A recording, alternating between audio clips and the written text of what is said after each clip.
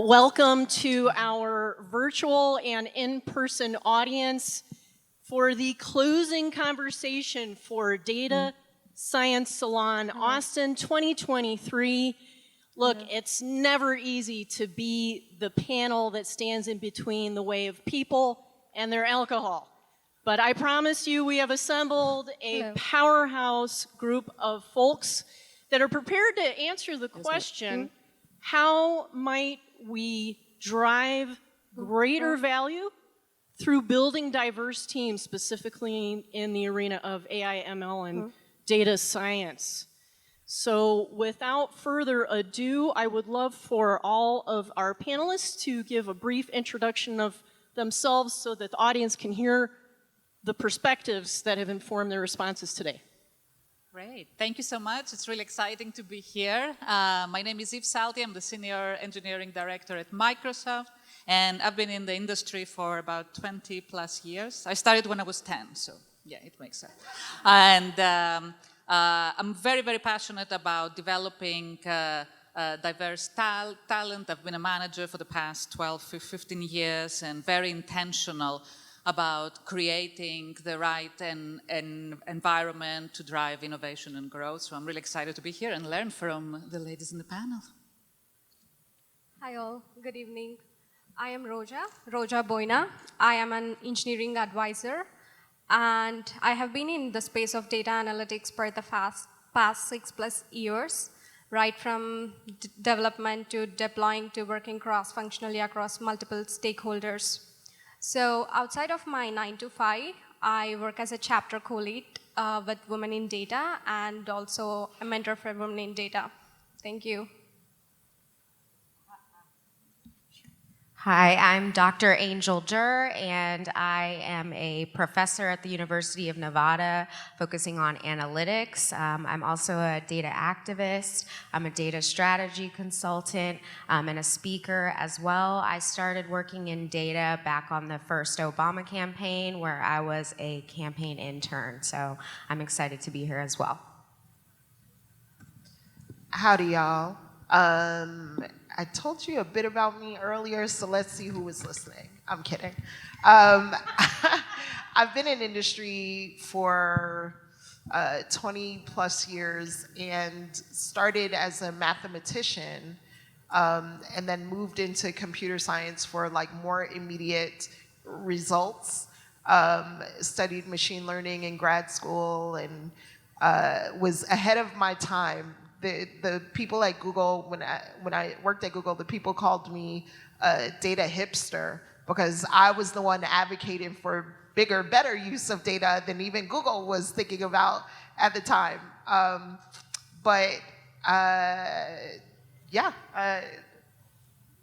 trying to think of what else I should say. That I love data. I actually consider myself an AI contrarian at times, where I try to point out to people who think that there are really cool things to do with data, how it negatively impacts communities that they probably didn't care about in the first place. Speaking of data contrarian, I think that the terms diversity and value creation are really, can sometimes be consultant speak. So can we get a working definition of diversity and a working definition of value creation? Yeah. So for me personally, when I say diversity, I believe it's the unique perspectives and the differences we all bring, be it like gender, race, ethnicity. So, but it's not only confined to that, but also the different experiences we all bring in, the different kind of thoughts we all bring in. So when you say like a team is diverse, so how do you define it? So we recognize and we respect all the differences we bring in together and make sure that, you know, everybody is able to perform to their best ability by being like very inclusive. So yeah, that's how I look at the diversity. And I think that value creation is about making something making it something valuable, providing some type of increase in the value of something. Could be internal facing, could be external facing in terms of how that value is perceived. It could be for a variety of different stakeholders for a variety of different reasons. There's all kinds of reasons that we associate value with something, but it's essentially how much meaning we hold to that specific item. Let's get to the challenging questions. The statistics speak for themselves. 1 out of 5 people in the US in data science are female. Less than 5% are Black. If data science is the underpinning of AI and ML, it is not currently diverse. If I already have a great team, why should I add diversity to it? I would start by saying that it's not a nice to have and it's not a choice, it's a demand from the customers. If you want to drive value, if you want to drive profitability, if you want to drive change, you have to have diversity in the way that you bring products to market. We were working with a company that I won't mention the name. It's an insurance company. When we introduced the responsible AI dashboard that we have baked in the products that we have, and because they were not thinking about how they were developing the algorithms that they were using to approve, people into the program, they were creating bias towards Black and brown community. So, and this is a very easy thing to get, if you have the diversity baked in your teams. And it starts, with a lot of things around how do you identify, how do you recruit, how do you drive retention for these teams. But I think it's very tied to how successful you want to bring things to market. Yeah, I couldn't agree more. I mean, at the end of the day, the more profitable products are the ones that appeal to larger populations. And in order to appeal to larger populations, you have to understand those populations. There was a time when YouTube thought that translating videos that were popular in the US to Spanish would make them popular in Spanish-speaking countries, but the culture in those countries were different such that the jokes weren't funny, right? They just, no matter, even though they said them in Spanish, they didn't get it. It did not matter. And so that was one of the things that started, YouTube branching out into local markets and actually putting people in, putting offices in the places where they wanted to engage the population, because then they could have local workers there who understood the population doing the work. And this is, not every company has the bank account to go out and build new offices around the world, but they do have the ability to hire those people from the markets that they really want to serve, or understand that by not doing that, you may be missing out on some fundamental things that are just not understood by the people on the team. I have a million examples of ways in which products that we're all familiar with now have failed on their first day out of the gate. And a lot of that had to do with the diversity on the team. And it's not until those products went to dog food that they realized, there's only men on this team. Why are the watch bands so large? Why don't we have watch bands for the Google Watch that fit women, small women? And there's, endless stories of the same thing happening over and over and over. And all it does is cost the company money and takes away from their user base. And then I would say let the data lead your decision making, because the research also shows us time and time again that diverse teams perform better and make fewer mistakes. So if you just want to make it a data conversation, look at the research. The research speaks for itself. That's a perfect segue to our next question, and that is, if I'm a data leader, I have a team, I might not identify as a marginalized person. Conceptually, I might believe in diversity, but might need a little bit of coaching. So what are some actionable tips that I might take to bring diversity to my data team? Yeah, so I think that there are so many ways in which people can go outside of their comfort zone and start engaging in communities that are not the ones that they normally identify with. And that starts to bring people into the fold. But there's also this concept of hiring fast versus hiring well. And a lot of times, like, people who already have an advantage have access to all the jobs that everybody else wants too. But if you wait a little bit longer, do a little bit more like marketing of your job in different locations, do a little bit more of like, word of mouth communication that there are these opportunities available, you might see a different demographic show up a month or two down the line that's gonna be very different than the people who show up on day one, right? Like, there are folks hawking on LinkedIn and Indeed looking for that job to pop, but there are a lot of people who, only use their computer, once a week or something like that, or only at night or something like that. And so at some point you kind of have to wait for them or be proactive in going to meet them where they are. And I would say, first and foremost, listen to marginalized voices if you want to be an ally, and amplify those voices, because a lot of times they get drowned out in the conversation and then they're not contributing, or maybe someone else says the same thing that they said, but you listen to the person who's not from the marginalized community. 100%. And I would also add, from a very practical standpoint, what we do, we have a university relations team, so we go and intentionally look at graduates from universities in quote-unquote marginalized areas, or historically black universities or other minorities. So intentionally work with these institutions to get kind of like the right candidates in through our internship program and so forth. Also, on the recruitment side, there is a diverse kind of like team that is responsible for the recruitment, specifically on the AI side.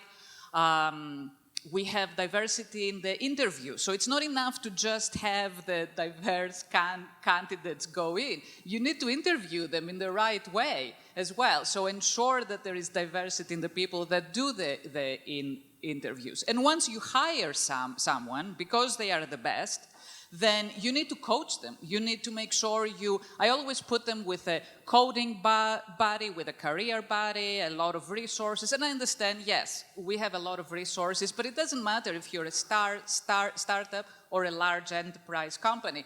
Pairing someone and coaching someone, especially in that first year, to make sure that they drive a difference, it really saves you a lot of time.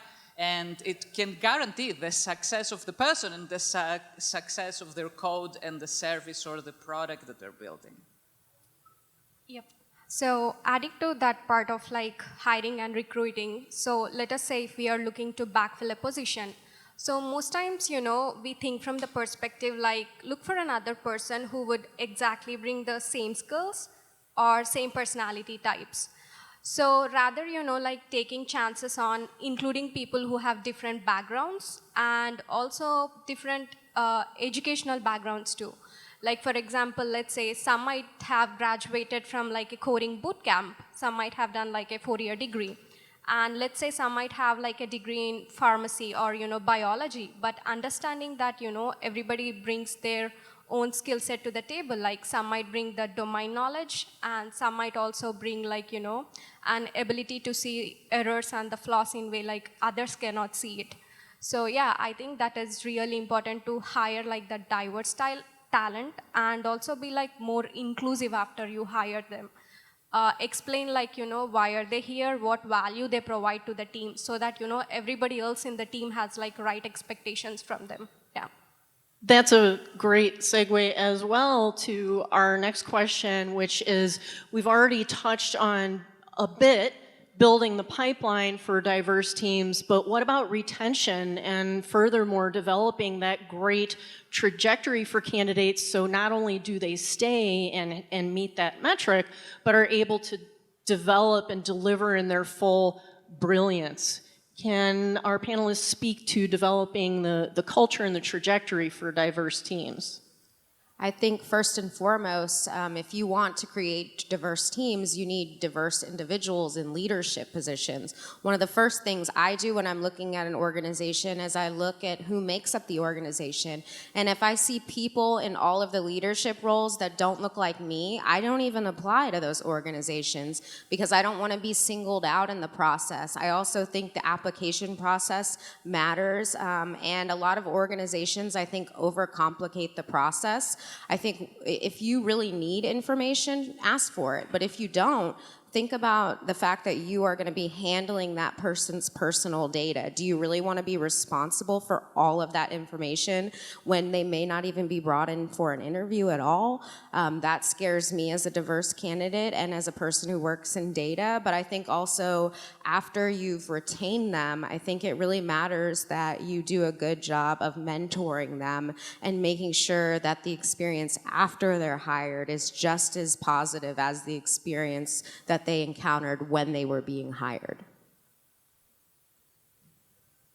I agree 100%. And also I would argue that outside of really coaching the individual, I think having the accountability on the leadership side is absolutely key. Part of the success metrics that I am being evaluated on is how effective, how diverse my team is, and what am I doing to attract, train, and develop diverse talent in the broader AI or organization. So, and that goes all the way to like the CVPs and all the other big wigs. But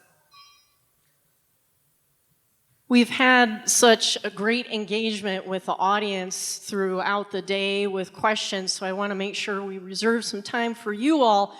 But one more question from me. Speaking of outcomes, can you share a case study where diversity on your team impacted the outcome? Yeah.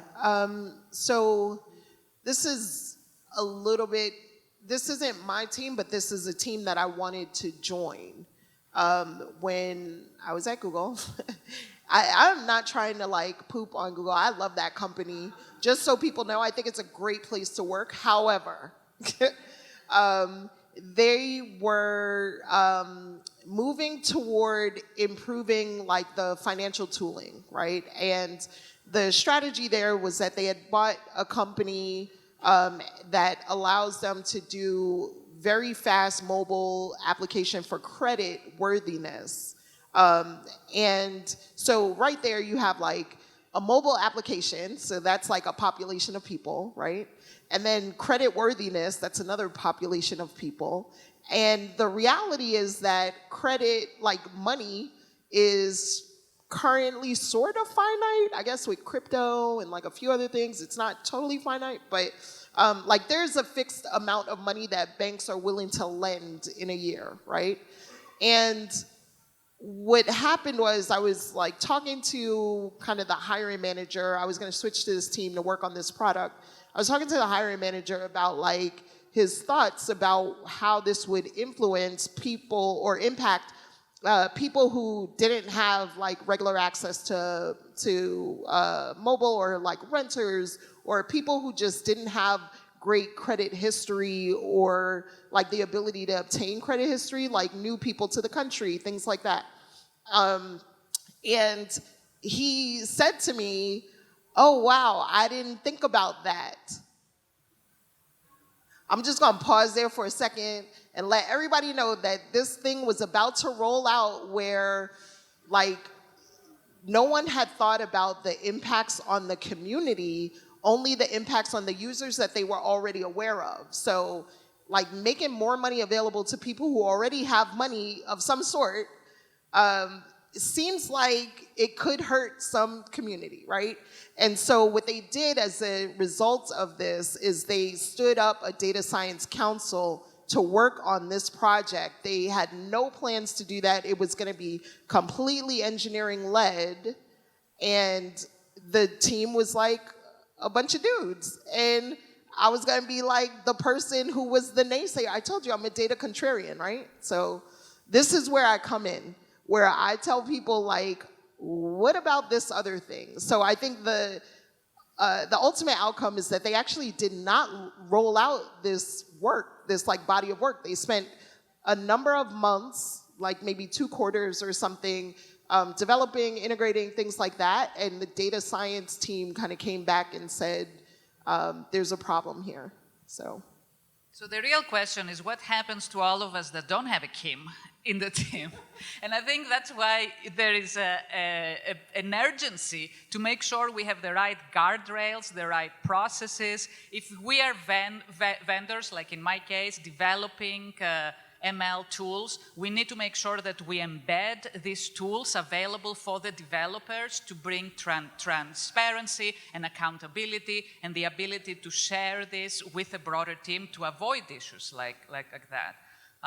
But I know you have some more input on I was that. just going to say that for me personally, I never encountered the ability to work on a diverse team, which made me just want to go out and start my own organization. And we grew by over 300% year over year because we baked diversity into everything we did. We innovated. We worked with the White House, the CDC on the COVID response, did things that I probably never would have been able to do in an organization that wasn't embracing diversity.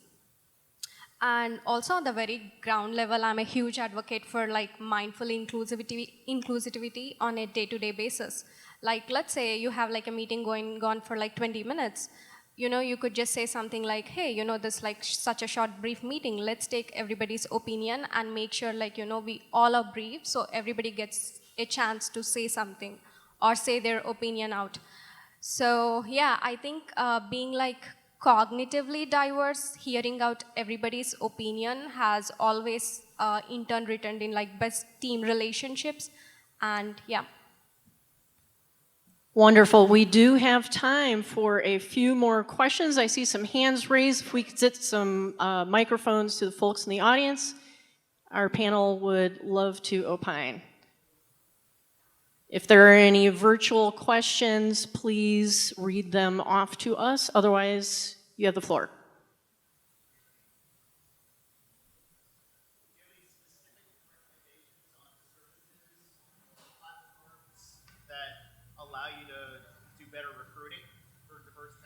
Question was on sourcing and recruiting platform recommendations. Indeed, hello. Yes, absolutely. Also, another way is to, and again, not everybody might have the ability, but right now it's a hybrid kind of world, so everybody works everywhere. Hopefully, many of you don't have to go to a physical office. So this really maximizes the opportunities of talent that you can go out and get, right? There is talent in Atlanta, in Chicago, in New York, in Austin, in Seattle, you know. So I think it's like thinking kind of like broader than the area where you are actually based. And Kim, I use those kinds of Indeed? tools. All And right. is there a way, I mean, I'm not aware of a way to actually ask for diverse talent directly. We actually have programs inside of Indeed for like things, for populations that are underserved or marginalized in the employment process. So an example would be people who had been incarcerated. Like, they have a very difficult time finding jobs, so we actually stand up additional programs so that they can get hired. Same with like veterans. Like, there's so many populations of people who have backgrounds that make it difficult for them to advance a career after some event. So yeah, I think if you, I'm trying to remember what it's called, what the program is called, and I can't right now, but it's one of those topics that at least on a monthly basis we talk about as a company, like the need for continuing on this effort and like expanding to even more populations of people who are often overlooked. But just to get back to your question about, so I just want to give kind of the story about, most of the time I walk into a meeting with other executives and I'm like the only black face, I might be the only woman. And I hear from lots of people, like my peers, or even like people above me in the food chain. I hear from lots of people like, oh, how do I break into this like network? It's not like, it might be uncomfortable for me to go to this, Afrotech or something like that, some conference. And I just kind of turn to them and like, but you're okay with me being the only one in the room, right? Like, that's okay for you, but it's not okay, like, So I think that people just really need to understand that, like, we're all humans, and somebody needs to stop calling me. Okay, that we're all humans, and we are all often uncomfortable, and this is just yet another way to, like, get over that. Like, if you put yourself out there, the comfort will come. So I think that being there, being present, being in those communities, just like you were saying, is probably the best way to get seen and get your job sourced. And go to meetups, go to events with that in mind. Don't just rely on the electronic tools to find those people. Have events at your location where you invite people. I think the real life aspect of it is really critical when you're trying to attract diverse talent. We have time for one more question. Yeah, I was going to ask you guys, Kim, I love your point about being like the data naysayer and stuff. Contrasting that with, like, part of the point of diverse teams is to have people be the data naysayers and looking out for the things that not everybody necessarily always is. But then how do you couple that with the leaky pipeline problem, where now you're intentionally putting the people that you want to support in the process into the situation of being the most uncomfortable person in the room and making everybody the most uncomfortable? And how do those two things play together to y'all's experience or thoughts? So we have time for a couple remarks on that.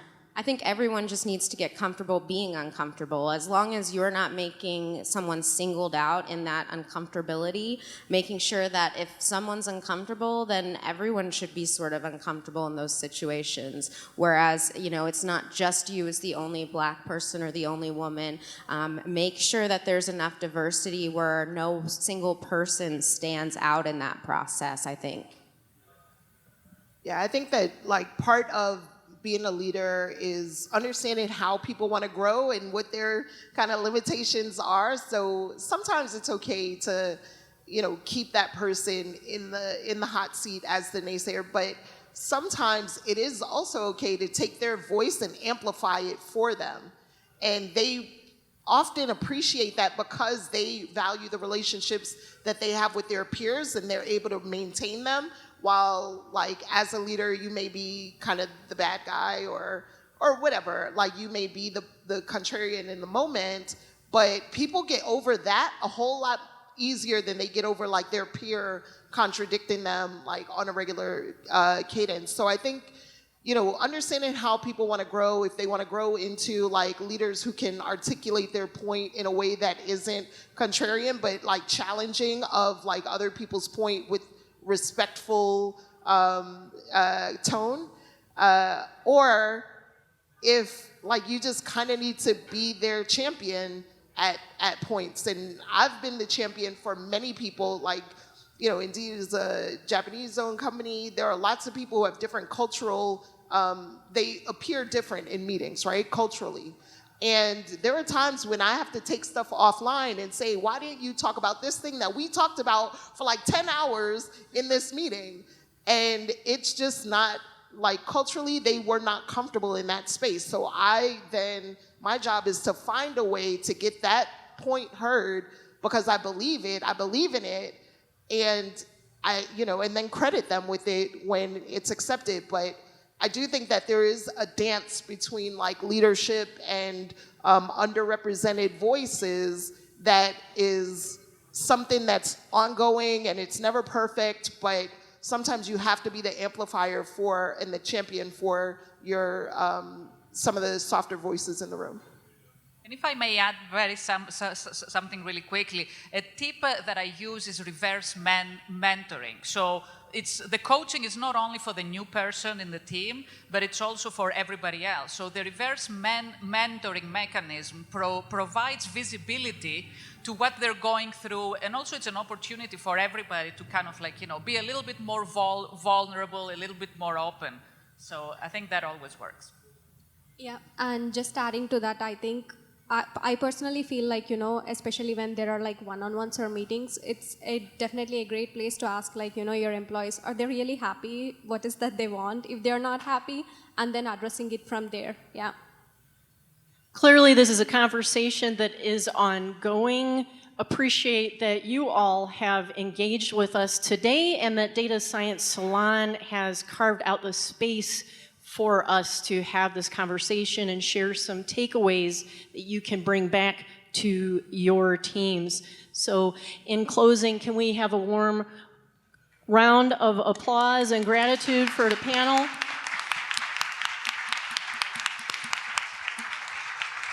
Thank you and enjoy the reception.